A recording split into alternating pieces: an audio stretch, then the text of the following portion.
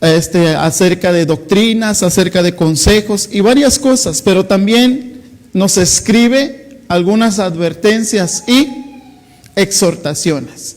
Y en este punto nos está proporcionando un capítulo donde empieza a hablar de algunas exhortaciones. Y en el libro de Hebreos aparecen en todo el libro casi 5 exhortaciones. Y esta es una de las primeras exhortaciones que aparece. Ahora bien, sé que a veces la palabra exhortación no nos es tan familiar. Y la palabra exhortación no es parte de nuestro vocabulario diario. La palabra exhortación a veces no nos gusta escuchar. La palabra exhortación hasta a veces nos ofende porque sentimos que si te voy a exhortar, es como que este me va a regañar o que me va a decir o que no nos gusta a veces. Pero la verdad es que la palabra exhortación significa nada más y nada menos que instruir a alguien cuando alguien está desviándose. Es encaminarlo y que camine bien. Sí. Es lo que significa exhortación. Es llamarle la atención, es como decir, hey, no vas bien. Ten cuidado. Tienes que caminar bien y donde vas derechito. Eso es lo que significa en nuestro contexto, en nuestro lenguaje, exhortación. Sí. Llamarle la atención a alguien para que camine. Un maestro debe amar a su alumno, pero si ve que su alumno no quiere aprender y no le dice nada, no es un buen maestro. Un padre debe amar a su hijo, pero si ve que su hijo se está descarrilando y no le llama la atención, es porque no ama a su hijo. Y también en el libro de Hebreos encontramos que a quien Dios toma como a hijo, lo tiene que disciplinar, lo tiene que enseñar. Eso es lo que significa exhortar, llamar la atención a una persona, estar al lado de él, enseñarle, decirle el curso correcto de la vida. Eso es lo que significa exhortación. Y el escritor de Hebreos nos muestra aquí y nos viene a enseñar, como ya hemos visto anteriormente, que Jesús viene a ser mayor que los profetas, viene a ser mayor que los ángeles. Y si este escritor lo está diciendo así, si el escritor está diciendo que Jesucristo está sentado a la diestra de Dios Padre Todopoderoso, esto significa entonces que la palabra por tanto, esa frasecita por tanto, significa pongan atención entonces. Jesús es mayor que los profetas, Jesús es mayor que los ángeles, por tanto, estén atentos a lo que viene, estén atentos, por tanto dice, es necesario que con más diligencia atendamos a las cosas que hemos oído, no sea que nos deslicemos.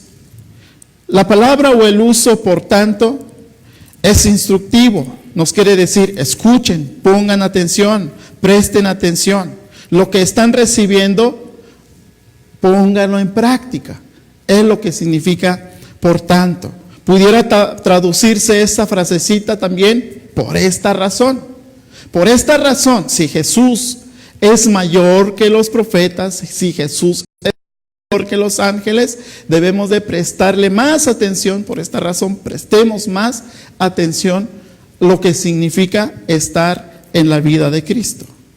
La verdad bíblica de la superioridad de Jesús sobre los profetas y ángeles se aplica en que ningún profeta puede cambiar nuestras vidas. Ningún ángel puede cambiar nuestras vidas. Pero Cristo sí puede cambiar nuestras vidas. Ahí radica la superioridad de Jesús. Porque si pudieran algún hombre o algún profeta cambiar nuestras vidas, yo les podré decir, hermanos, yo les voy a cambiar la vida. De ahí, como alguien dice, de ahí entonces entendemos que, por ejemplo, ahorita hay centros de rehabilitaciones. ¿Y por qué a veces los centros de rehabilitaciones, la mayoría de los casos, no funcionan. Es decir, entra un hombre a rehabilitarse, sale, pero como quiera continúa con algo de la adicción, algo de lo que trae. ¿Por qué no cambia totalmente? Porque un hombre no puede transformar al hombre, solamente Jesucristo. La palabra es necesario muestra una necesidad urgente, es necesario, es urgente esto, que pongamos la atención. La palabra o el sentido que nos da a entender el predicador es que prestemos mucha atención cuidadosamente, que lo hagamos urgentemente. Lo que hemos oído, es decir, la palabra de Dios expresado a través de Jesucristo, debemos de atenderlo urgentemente, porque esa es la última revelación que Dios nos ha dado. Jesucristo es la última revelación del Padre hacia sus hijos, hacia su pueblo. Por eso, amados hermanos, cuando nos habla de atender, debemos entonces hacerlo con mucha diligencia, porque dice, no sea que nos deslicemos. La palabra deslizar viene a tomar parte algo aquí importante, hermanos. La palabra deslizar significa, o usa este escritor, un término de embarcaciones. Por ejemplo, un barco que sin control llevado por los vientos de un lado a otro. Pero cuando un barco llega a la playa, llega al puerto, cuando ese barco es sujetado en un ancla o con un ancla, ¿qué pasa con ese barco? Se queda ahí quieto, no, es difícil que se mueva. Pero un barco que no se sujeta ante un ancla es llevado a donde quiera. Algo nos dijo Pablo sobre eso. Pablo nos habla de que también seamos maduros, no seamos llevados por las diferentes corrientes. Es decir, que escuchamos algo aquí y luego decimos, sí está bien. Y luego nos vienen a decir otras cosas y otra vez también decimos, está bien. Es como alguien decía, si alguien nos dice, si quieres recibir, solamente tienes que ofrendar 5,000 pesos y en 5 minutos estás sano. Pues sí, debe ser cierto. Y pues entregas, ¿verdad? Pasan 5 minutos y 5 años no te has sanado y ya te estás poniendo en contra de Dios, porque pues tú dices, es que Dios no me ama, porque yo le entregué 5,000 y no me ha sanado. Y resulta que no es porque Dios no te haya sanado, resulta que escuchó usted mal la enseñanza. Fue usted llevado por emoción por algo. Y dice el escritor de Hebreos, tengamos cuidado, no sea que deslicemos. Deslizar es no estar sujetos en Cristo. Si no estamos sujetos en Cristo, vamos a ser fáciles de llevar. El creyente siempre tiene la naturaleza de deslizarse en lo incorrecto. El creyente no se desliza hacia la santidad. El creyente no se desliza hacia la fe. El creyente no se desliza hacia la oración. El creyente no se desliza hacia la lectura de la palabra. Es todo lo contrario. Ojalá nos deslizáramos hacia la santidad, porque sería fácil entonces hablar de santidad. Ojalá nos deslizáramos que naturalmente dijéramos, que alguien nos preguntara, ¿cuál es tu pasatiempo favorito? Y que dijéramos, la oración es lo que más me gusta. O que dijéramos, es la lectura de la palabra, es lo que me llama la atención. En mis tiempos libres, en mis ratos libres, me encanta leer la palabra del Señor. ¿Alguien tendrá como su pasatiempo eso, hermanos? Yo creo que no, porque la palabra pasatiempo me llama la atención, que eso es lo que significa que lo que hacemos por gusto, que anhelamos hacerlo y ya la queremos. Es como estar esperando algo y ya quiero tener ese momento donde quiero disfrutar lo que voy a hacer. Y entonces, pero hacer las cosas malas, las cosas equivocadas, es tan fácil. Por ejemplo, vas en una avenida y por ciertas cosas andas ahí, como dice, no concentrado en lo que estás haciendo, y de repente cruzas la calle y resulta que está en rojo el semáforo, y detrás de usted viene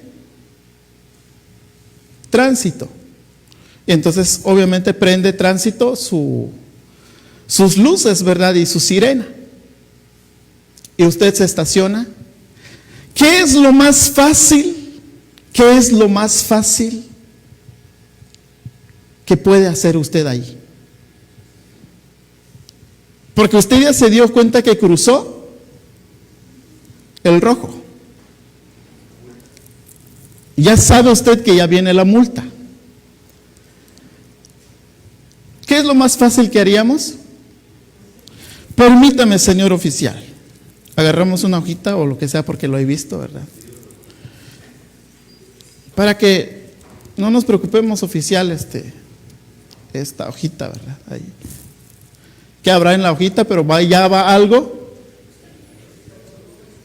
en medio de la hojita, ¿verdad?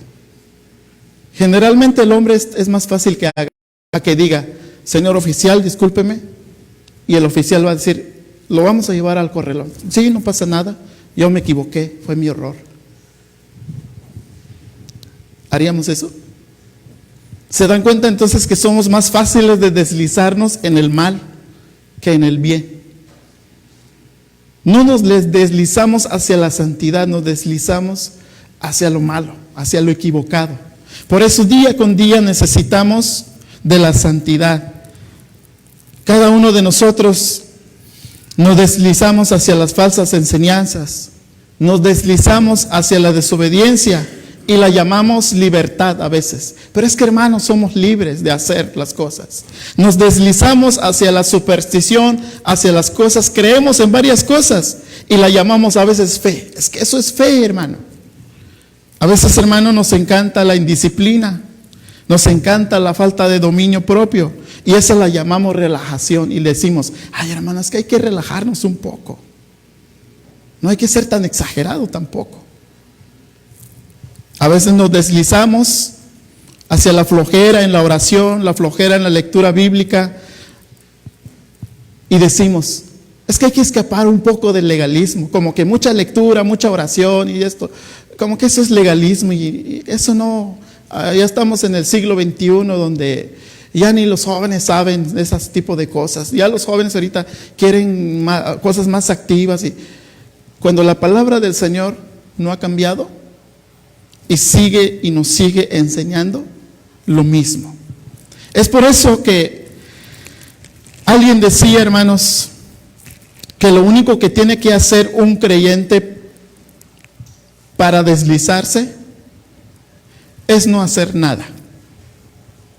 Es no hacer nada, es decir, no haga oración, no asista a congregarse, no lea su Biblia, no ame a su hermano, no ame a su familia, no entregue su diezmo, y se suma el no, es decir, no haga nada y automáticamente se estará deslizando y se estará sumergiendo. ¿Y sabe lo que va a pasar? Si se desliza, ¿verdad? Porque si la palabra dicha por medio de los ángeles fue firme y toda transgresión y desobediencia recibió justa retribución, es decir, cuando los ángeles se rebelaron, hubo una palabra de juicio, palabra de castigo. Y cuando desobedecieron, ¿qué creen que recibieron ellos? Eso, a justa retribución de lo que habían hecho, es decir, el castigo de lo que habían hecho. En el Antiguo Testamento había cosas escritas y que en el Antiguo Testamento fueron realizadas. En el libro de Números capítulo 15, verso 30 al 36. Por si alguien lo busca y quiere mirar, Números 15, verso 30 al 36, le voy a dar lectura. Mas la persona que hiciere algo con soberbia, así el natural como el extranjero, ultraja a Jehová. Esa persona será cortada de medio de su pueblo, por cuanto tuvo en poco la palabra de Jehová y menospreció su mandamiento. Enteramente será cortada esa persona, su iniquidad caerá sobre ella. Estando los hijos de Israel en el desierto, hallaron a un hombre que recogía leña en día de reposo. Y los que la hallaron recogiendo leña lo trajeron a Moisés y a Aarón y a toda la congregación y lo pusieron en la cárcel, porque no estaba declarado que se le había de hacer. Y Jehová dijo a Moisés: irremisiblemente muera aquel hombre, apedréenlo toda la congregación fuera del campamento. Entonces lo sacó la congregación fuera del campamento y lo apedrearon, y murió como Jehová mandó a Moisés. Se preguntará usted, matar a un hombre por recoger leña, ¿qué era lo que había? Nada, ese era el mandato. ¿Y qué estaba haciendo este hombre? Estaba transgrediendo la ley y el mandamiento de Dios. Y pudiéramos decir, pues es que parece que esto es legalismo, ¿cómo? ¿Por qué? No, pues es que la palabra de Dios se había dicho que no hagan nada. Entonces, hermanos, leo esto porque lo que vamos a empezar a ver es el siguiente texto. ¿Cómo escaparemos nosotros si descuidamos una salvación tan grande? Lo cual, habiendo sido anunciada primeramente por el Señor, nos fue confirmado por los que oyeron, testificando Dios juntamente con ellos, con señales y prodigios y diversos milagros y repartimientos del Espíritu Santo según su voluntad. ¿Cómo escaparemos? Pareciera que aquí nos está dando la idea, hermanos, de que pareciera que en algún momento está hablando del perder o de que se nos vaya a quitar o la salvación. Pero vamos a ver que no está hablando de eso. Lo que sí debemos de tener en cuenta, hermanos, es que debemos de tomar con seriedad la palabra que vino. Si la palabra que vino por medio de los ángeles recibió un castigo, recibió un juicio, ¿cuánto más no va a recibir un castigo, un juicio a la palabra o al mensaje que vino a través de quién? De Jesucristo. Si esas palabras vino a través de Jesucristo, la tenemos que tener cuidado. Un mensaje superior, un mensaje más grande, un mensaje más sublime fue traído porque Jesucristo es superior ante todos los profetas y ángeles. Y si es superior esta promesa, es superior este mensaje, también es mayor y es superior el castigo si descuidamos, si no valoramos esta salvación tan grande. Este es un mensaje para los creyentes, no para los no salvos. Este mensaje del escritor le está dando un mensaje para los creyentes. El peligro que se describe aquí no es el rechazo a la salvación, no es el decir yo no quiero la salvación, no es decir yo no acepto a Cristo. Eso no es lo que se está hablando aquí, sino de descuidar la práctica de la salvación, de descuidar la evidencia de la salvación. La palabra del Señor dice que una vez que el Señor nos salva, es una vez nada más, y una vez salvo, para siempre. Pero el entender el valor de la salvación es otra cosa, porque esto no significa que si somos salvos una vez para siempre, significa que vayamos a hacer lo que queramos y que tengamos la libertad de hacer lo que queramos y que vayamos a hacer lo que queramos. No. Significa que si somos salvos en Cristo, somos siervos de Cristo. Y si somos siervos de Cristo, debemos de actuar conforme a la enseñanza y lo que nos dice Cristo Jesús. Y si no lo hacemos, ¿Saben lo que pasa, hermanos? Recibimos el castigo, recibimos la disciplina, recibimos la exhortación. La salvación es un proceso que Dios estableció. Él lo ejecutó y lo aplicó a través de la persona de la Trinidad. La salvación Dios lo planificó. La salvación Cristo lo ejecutó. La salvación el Espíritu Santo nos la ha dado.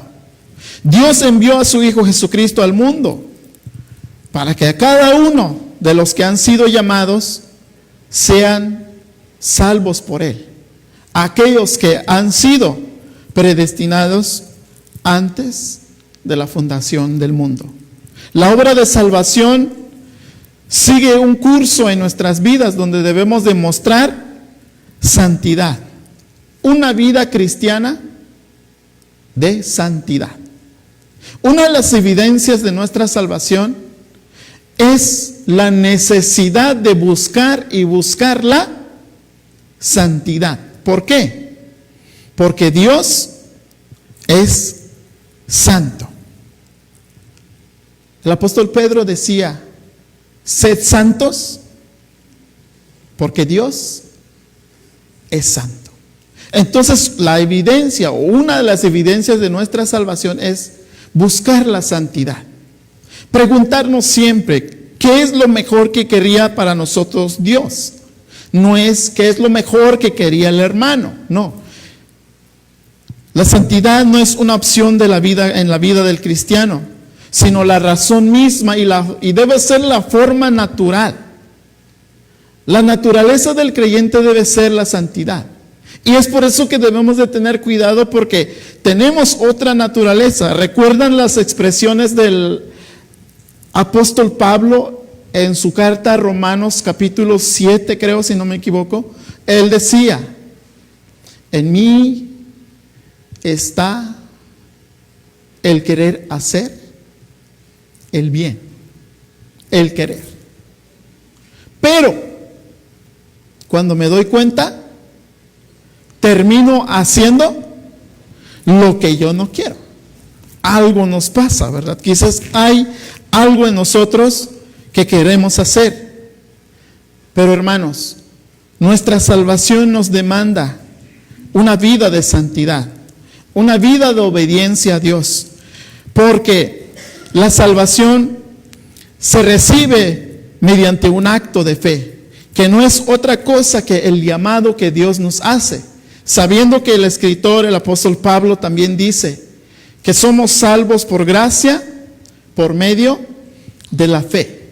Y todo esto no es de nosotros, es don de Dios. Dios la da en nuestras vidas. Por eso, hermanos, los que hemos sido elegidos según la presencia de Dios Padre en santificación del Espíritu, para obedecer, dice Pedro, para obedecer. Los que hemos sido elegidos, fuimos elegidos para... Es decir, automáticamente tiene que convertirse, ¿verdad? Y les voy a dar un ejemplo muy sencillo, hermanos. Recuerdo mucho que un compañero en el seminario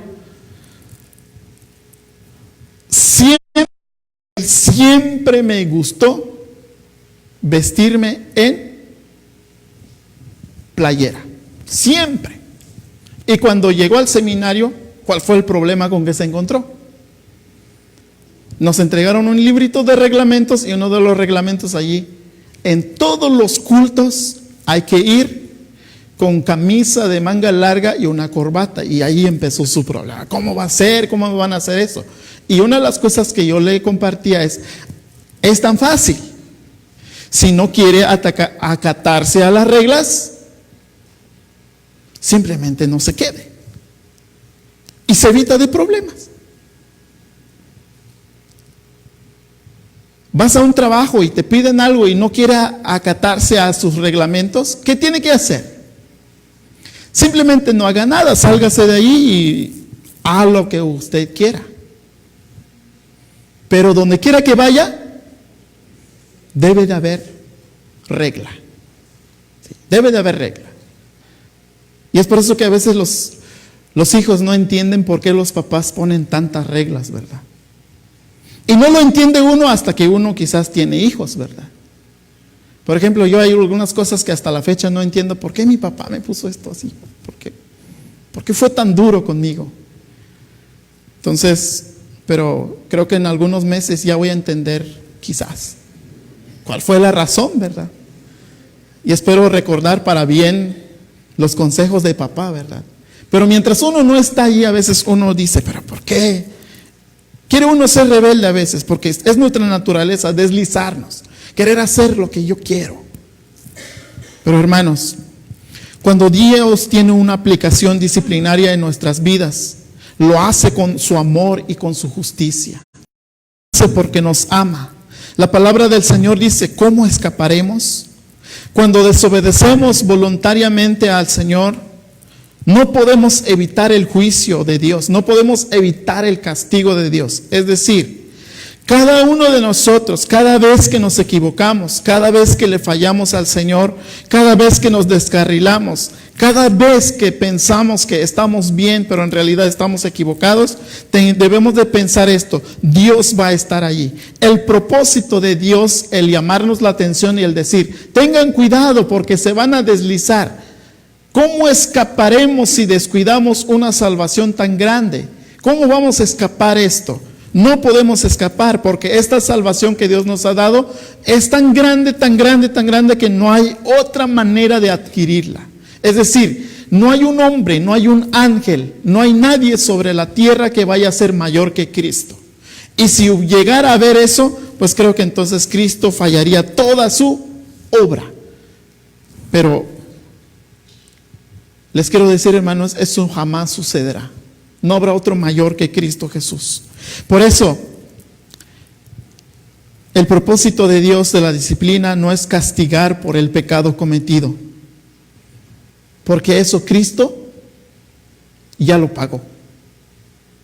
El propósito de Dios en la disciplina es conducir, es corregir al creyente y guiarlo y ajustarlo a su voluntad, acomodarlo a su voluntad.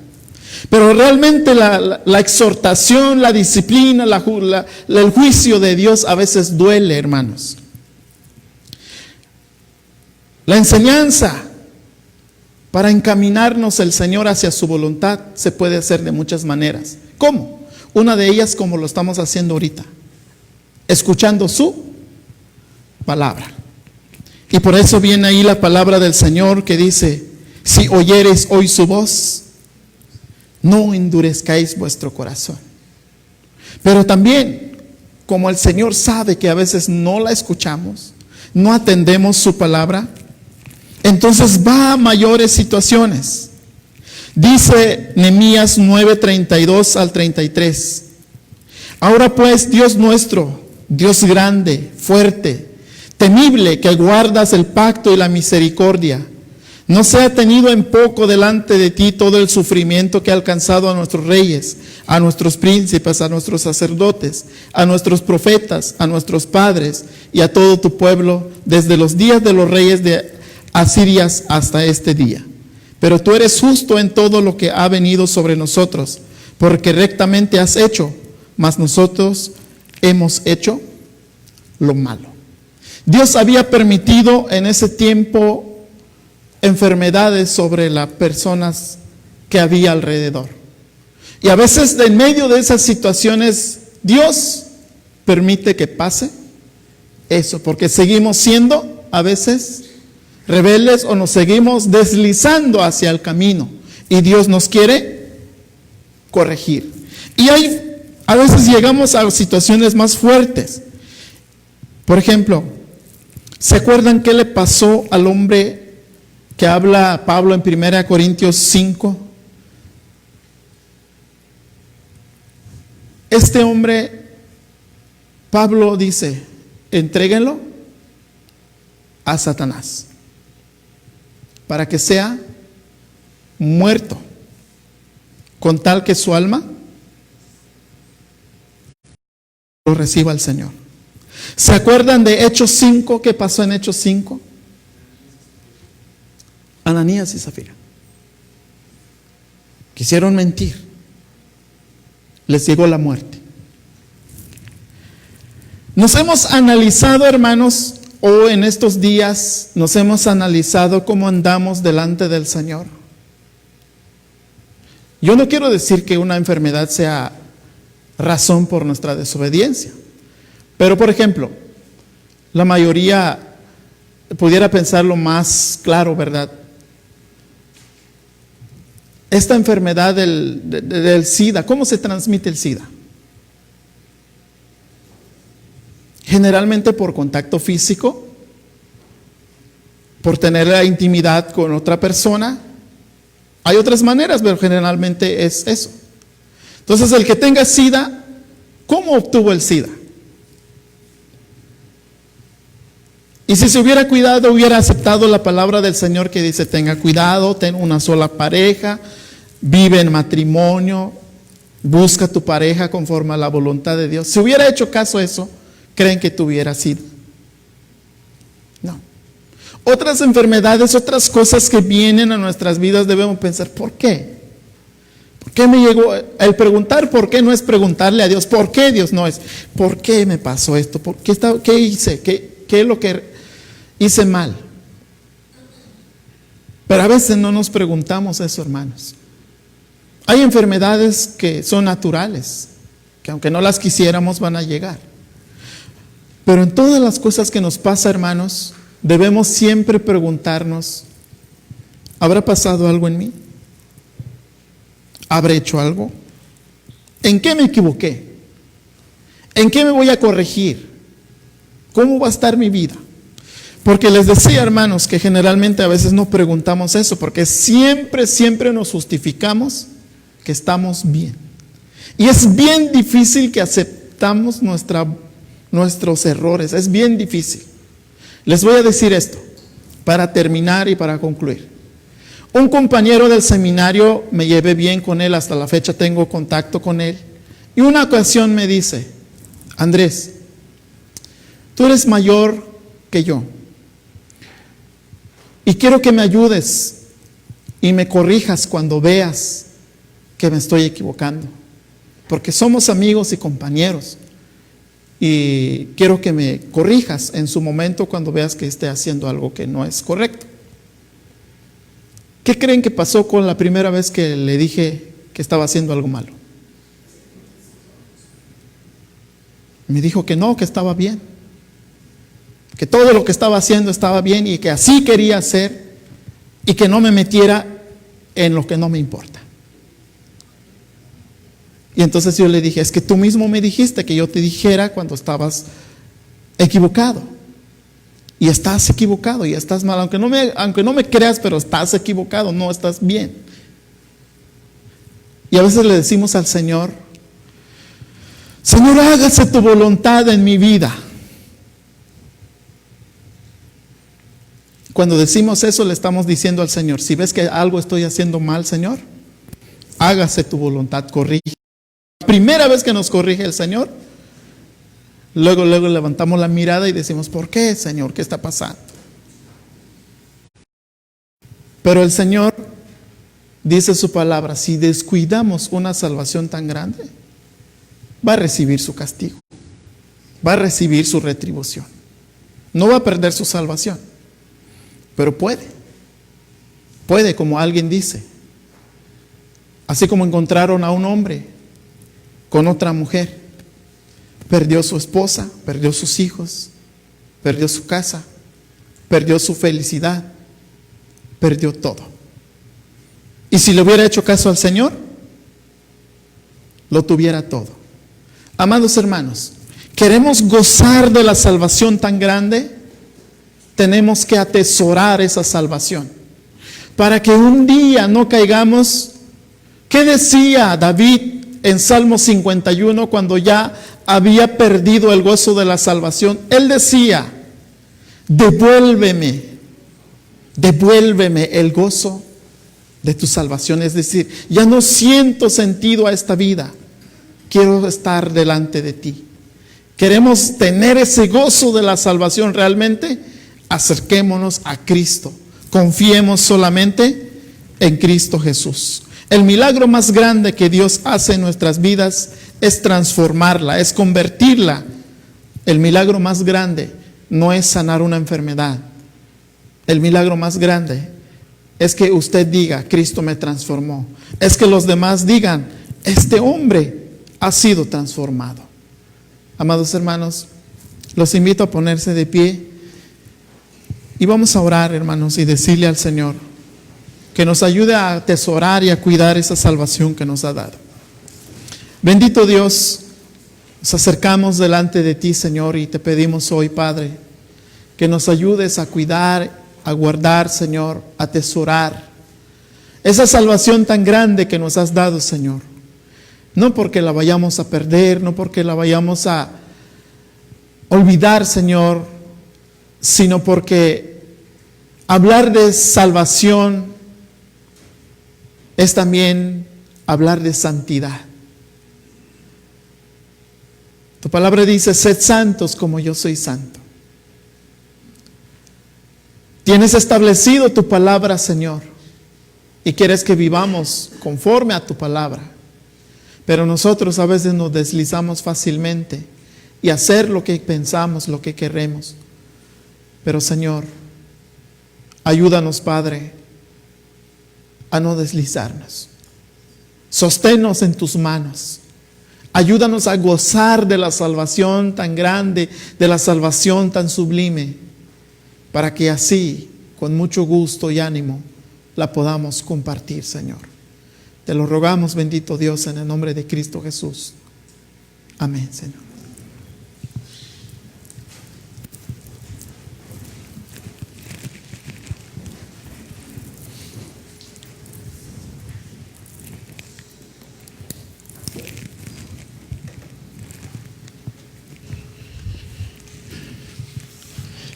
Estamos por terminar este culto, hermano, dando muchas gracias a Dios por este mensaje que seguramente ha llegado a nuestro corazón. Y